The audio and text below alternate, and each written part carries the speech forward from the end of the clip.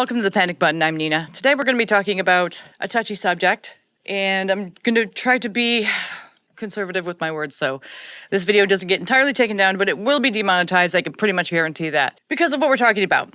So, you remember the chick who was on the playground in Rochester, Minnesota, and she called the black kid who was stealing from her the N-word, and the guy was filming. Well, they found out that that guy was accused of sexually assaulting, raping a minor. So the charges were dropped, but I wanted to know a little bit more about the case.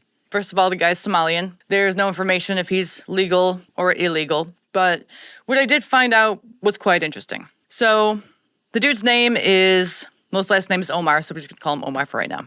And so in 2022, with third-degree and fifth-degree criminal sexual conduct involving a 16-year-old girl who had run away from a foster care in Rochester, Minnesota, the charges were alleged that him and another man sexually assaulted the minor in January 2022. Court documents noted the victim was sleep-deprived, dehydrated, and not eaten recently when examined by medical personnel. Dismissal of all charges against both men in the quote-unquote interest of justice. So why were the charges dismissed? It said that, in the interest of justice, which is pretty much means that the prosecutor determined there was insufficient evidence, witness cooperation issues, and other factors. So what did the girl claim happened? She ran away from foster care, and this isn't in the information I have, but I researched it yesterday, and it was like a stop and go or like a Quickie Mart type of deal. He saw her, said he'd give her a ride, took her to his trailer where the other man showed up and apparently raped her, held her without food, took her shoes so she couldn't run away. Eventually, she was able to escape, and she went to the authorities. She did have a rape kit done, which was found inconclusive, but does that mean that she wasn't R-worded? Well, it doesn't mean that she wasn't R-worded. There's a lot of reasons why rape kits are inconclusive. Timing, nature of the assault, hygiene, sample quality, consent versus non-consent. So we have that. And let's see. So then I was thinking to myself, well, how many men accused of child sexual assaults are actually charged? And what I found out was 1 in 24 to 1 in 29 men accused of child sexual assault might face charges, but this is a crude estimate due to data limitations. Also, 88% of child sexual abuse cases involving male perpetrators don't turn in their accusers. So it says that 1 in 9 girls and 1 in 53 boys under the age of 18 experience sexual abuse and sexual assault by an adult. So that's quite a bit, right? And I asked how many are not reported. And it says if 100 child sexual assault cases occur, 88% are unreported. This means 88 out of 100 cases, or roughly 1 in 1.4 cases, are not reported.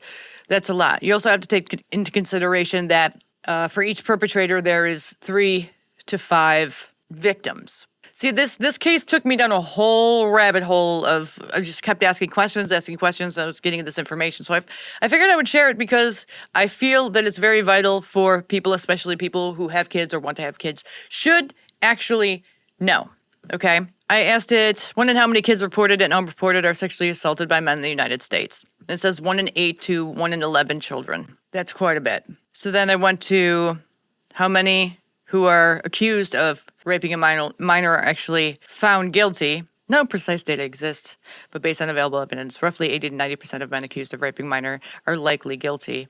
Assuming 2 to 10% of accusations are false and accounting for the high prevalence of unreported assaults, this estimate is speculative due to the impossibility of verifying actual guilt in most cases. Low conviction rate.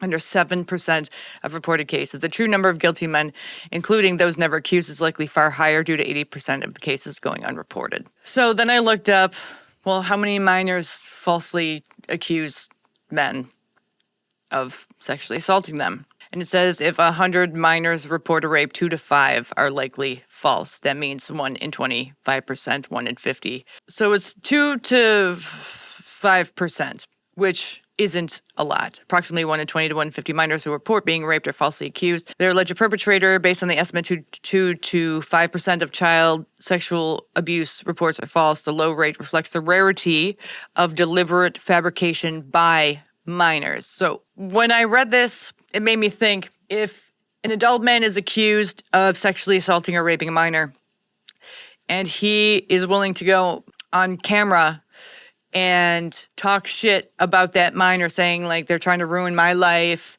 or, you know, it's false, they're lying, 2 to 5% of the time, he's going to be right.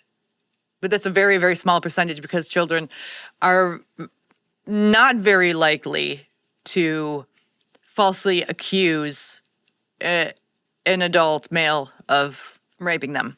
It also shows a lot of victim blaming, which you do see a lot, and that should be cause for concern and a cause for pause. You should be pausing in that moment and thinking, why is this adult?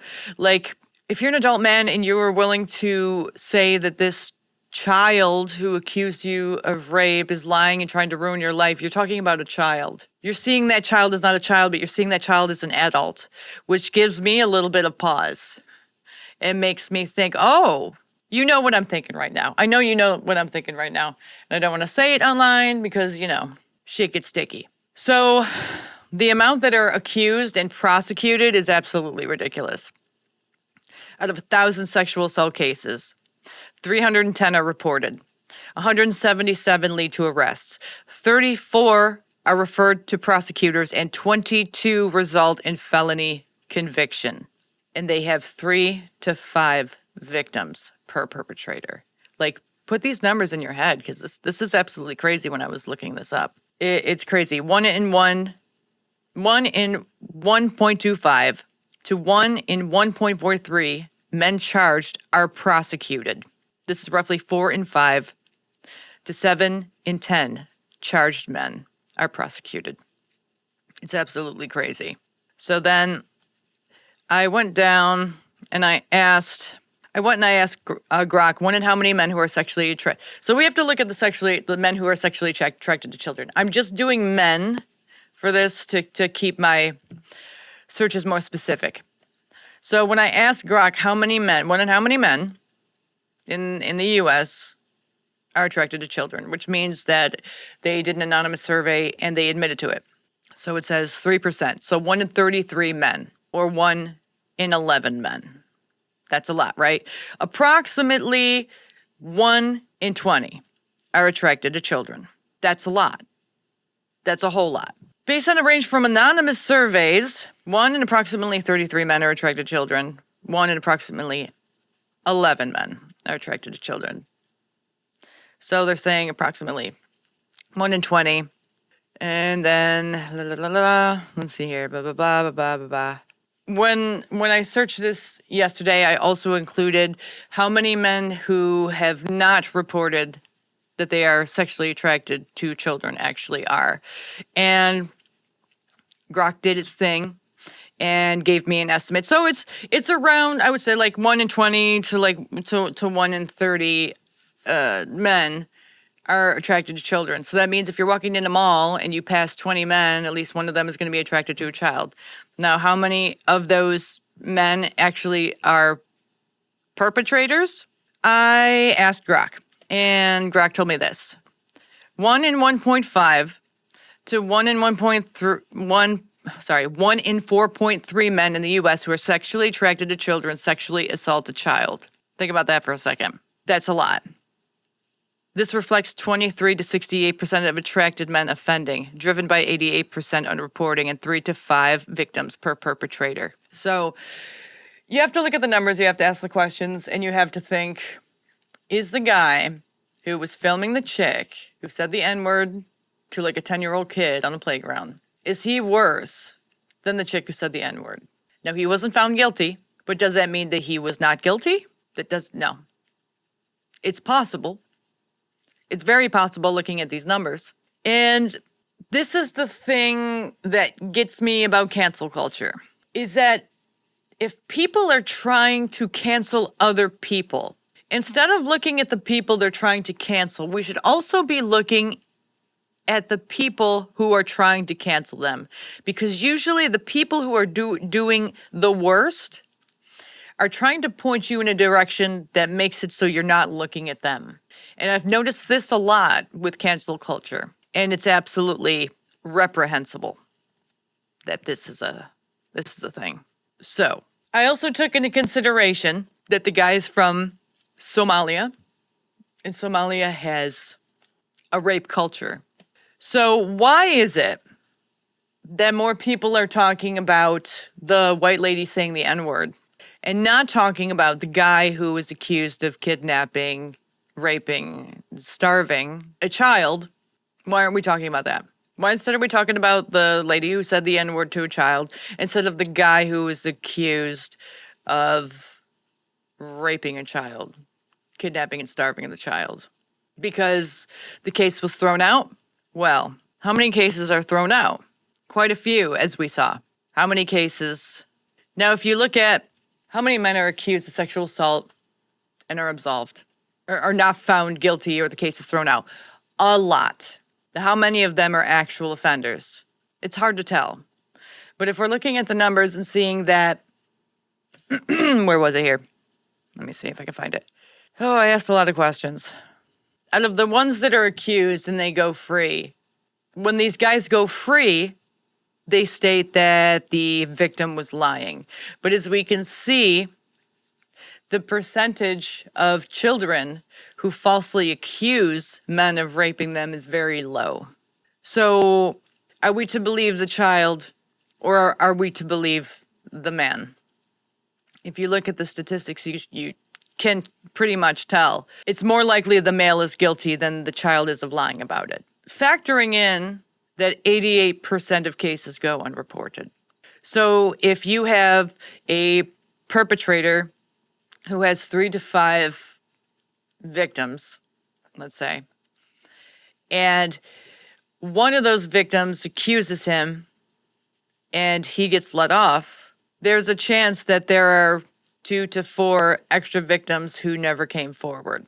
It's very muddy. It's very messy. The criminal justice system is whacked. And it's really hard to tell when a child has been sexually assaulted, especially if it's gone on for years, especially if it's been unreported, especially if the cases get thrown out. And most of the time they get thrown out because the child is unwilling to cooperate. And there's many reasons why a child is unwilling to cooperate. I'm trying to find the information that I was looking up here. It says that 12 out of 100 children actually report the abuse. Okay, I'm gonna search it because I can't find the information that I looked up earlier.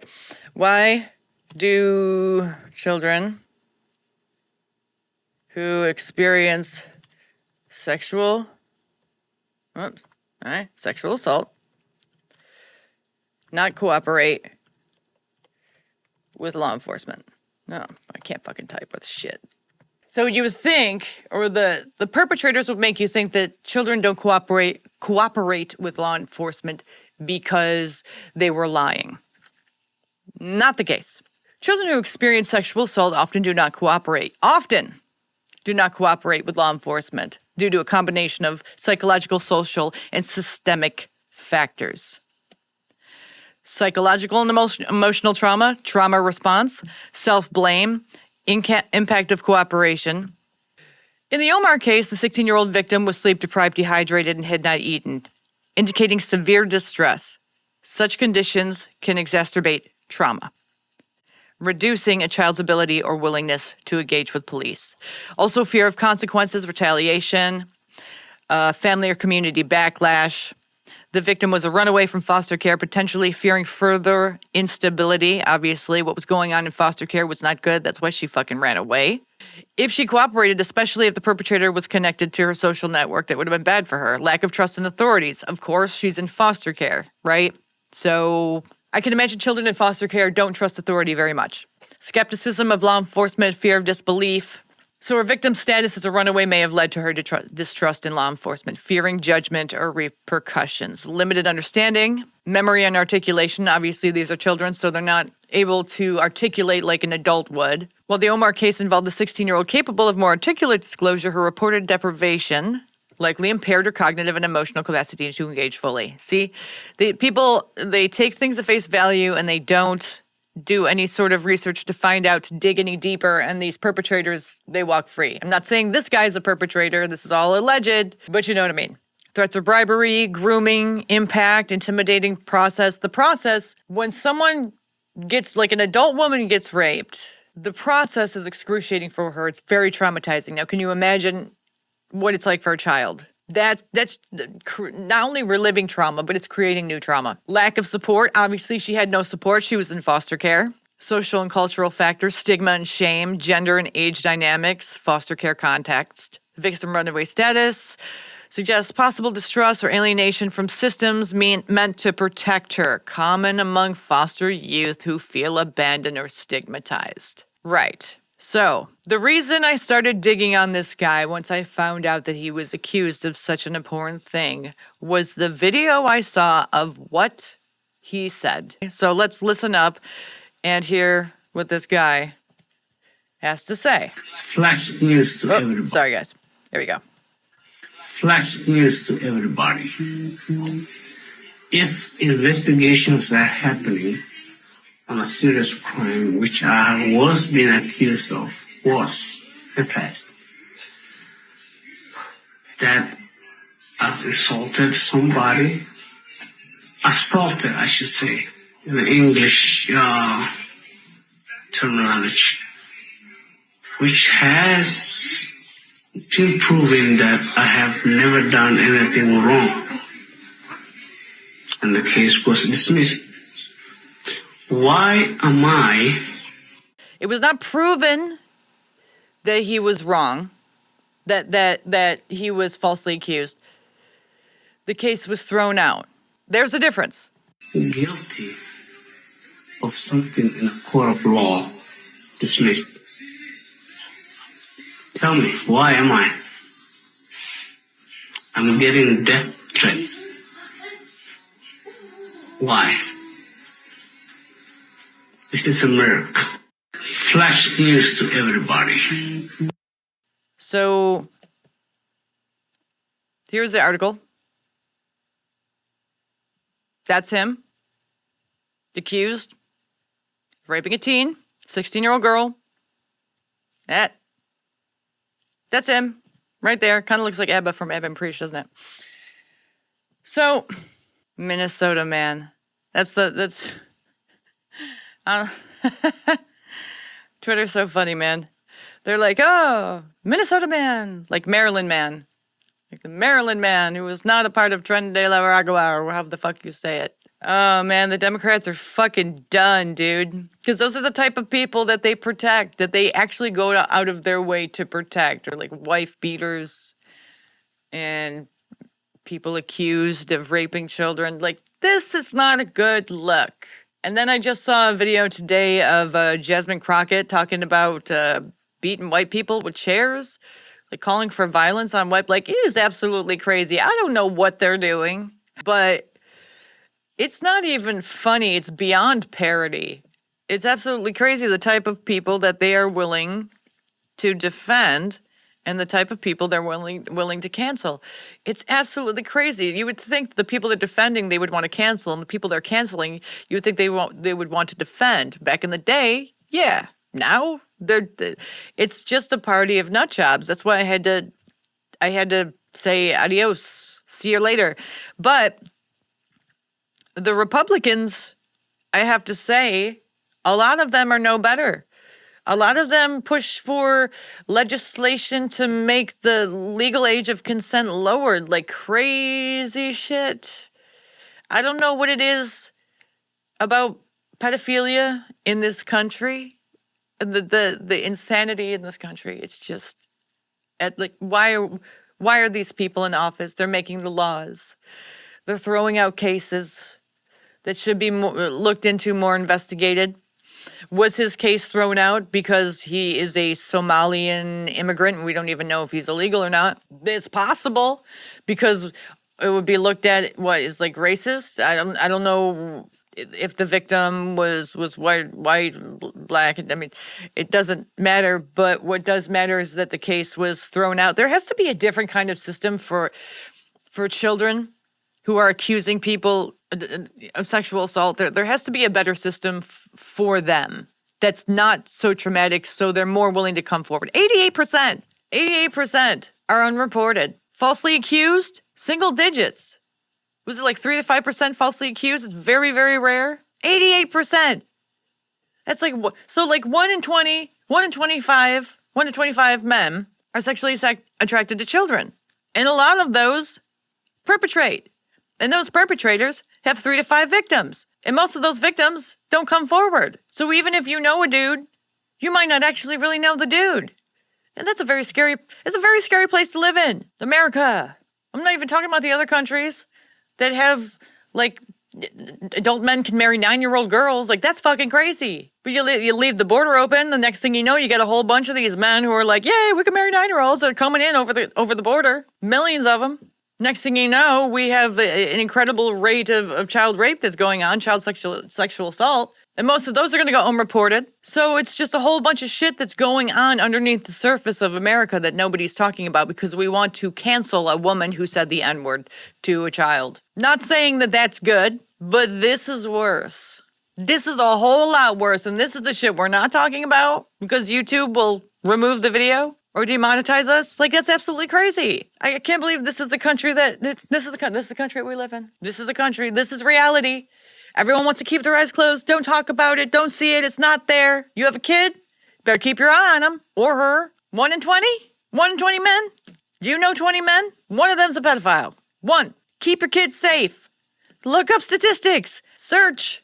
Dig deep. We have to change things. The first way to change things is by getting other people the information so they're aware so they can keep their kids safe. Demonetize me, YouTube. I know you're going to do it. Like and subscribe, everybody. Join our memberships. And stay vigilant and keep your kids safe.